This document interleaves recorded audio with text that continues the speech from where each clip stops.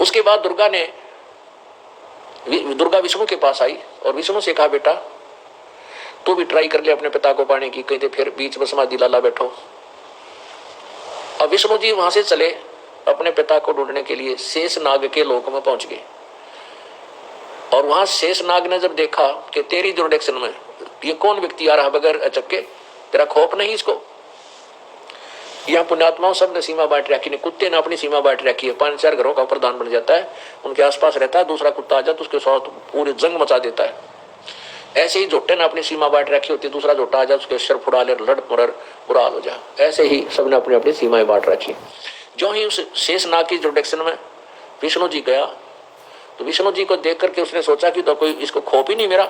1000 फनों से विषाक्त फुंकारा मारा जैसे स्प्रे पेंट छोड़ा करें, तो विष्णु का शरीर जैसे धुंध हो जाती है, ऐसे उस शेषनाग के 1000 मुखों में से, फुन में से ऐसा फुहारा निकला जैसे धुंध हो जाकर। तो विष्णु जी के चारों तरफ धुंध का बादल सा हो गया उस विष का, और जिसके कारण उसका पूरा शरीर नीला हो गया, काला हो गया, जैसे स्प्रे पेंट कर दिया करे ऐसा शरीर हो गया। तो विष्णु जी ने देखा कि इस नालायक कीड़े ने, इस नाग ने मेरा स्वरूप बदल दिया, मेरी के बुंडी शकल कर दी, काला काला बना दिया मैं। अब इसको, इसकी टीट भी दाबो, इसको मारूंगा निकम्मे को। जो ही शेष नाग को मारने के लिए अब विष्णु जी चले तो काल को पता था कि इसने डंक मार दिया विष्णु मर जाएगा। तो विष्णु को आकाशवाणी की कि विष्णु इस शेष नाग को तो कुछ ना कहना, अब ऐसे तुम लड़ लड़ मरते रहोगे तो सृष्टि कैसे चलेगी। अब तो इसको कुछ मत कहे, द्वापर युग में इसका बदला तुझे मैं दिलवा दूंगा। ये कालिदा में नाग होगा और वहां तो अपना टीट फॉर टैट ले लिए, इसने फिर गढ़ दिए। अब इसको कुछ मत कहे और वापस जा, अपनी मां ने सच्ची साच बता दे, मैं किसी को दर्शन नहीं दूंगा। तो भूल जाइए कि कहीं धक्के खाता अंडा है, मैं किसी को दर्शन नहीं दूंगा। और अपनी मां ने सच्ची बता दे जाकर, नहीं तेरा हाल भी ब्रह्मा जैसा हो जाएगा। सच बता देना कि मुझे पिता के दर्शन नहीं हुए। उस आकाशवाणी से प्रभावित होकर विष्णु वापस आ गया। माता ने पूछा कि बोल बेटा, तेरा पिता के दर्शन हुए तुझे? विष्णु ने कहा कि नहीं माँ, मुझे पिता के दर्शन नहीं हुए। तो दुर्गा ने विष्णु को सीने से लगाया और कहा, बेटा तू सतवादी होगा, तूने सच्ची साच बताई है, सत्य कहा है, इसलिए तुझे मैं ये शतोगुण विभाग का प्रदान करती हूँ।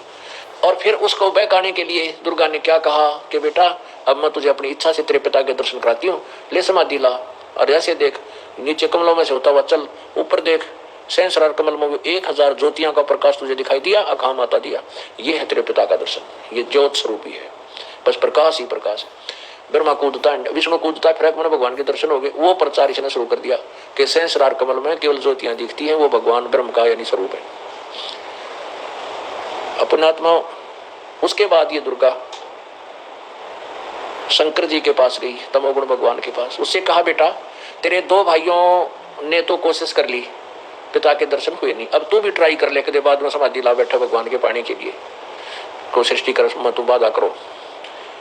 अब शंकर भगवान सियाना निकला, समझदार निकले। उसने कहा, माता जब मेरे 2 भाइयों को परमात्मा नहीं मिला, उन्हें खूब साधना की, कुछ भी किया, तो मैं क्या उम्मीद रखूं मुझे दर्शन हो जाएंगे? मैं तो ट्राई ये नहीं करता। मुझे एक वरदान दे दे माता कि मैं अमर हो जाऊं, मेरी मृत्यु कभी ना हो, मुझे सिर्फ इतना वरदान दे दे। तब दुर्गा ने कहा, बेटा ये मेरी पावर से बाहर है। इस लोक में 21 ब्रह्मांड में जो जन्म लेगा उसकी मृत्यु जरूर होगी, यहाँ का अटिल विधान है। मैं ये कुछ नहीं कर सकती, इसमें तेरी मदद कतई नहीं कर सकती। एक तरीका बता दूंगी, तेरी उम्र सब तो लंबी हो जाएगी। तो शिव ने कहा कि माँ वही तरीका बता दे। तब इसने कहा कि तू ज्यादातर मेडिटेशन किया कर, श्वास की प्रक्रिया जो प्राणायाम करके सांस को छोटा कर ले, कम से कम श्वास लेगा उतनी आयु तेरी बढ़ जाएगी, क्योंकि श्वासों से जीवन निर्धारित है। इसलिए शंकर जी की आयु इन तीनों से ज्यादा है और ये ज्यादातर समाधि में ही रहता है। ब्रह्मा विष्णु महेश से इस ज्योति निरंजन की शंकर जी की आयु सबसे ज्यादा है। जैसे 7 ब्रह्मा की मृत्यु के बाद एक विष्णु की मृत्यु और 7 विष्णु के बाद एक शिव की मृत्यु होती है।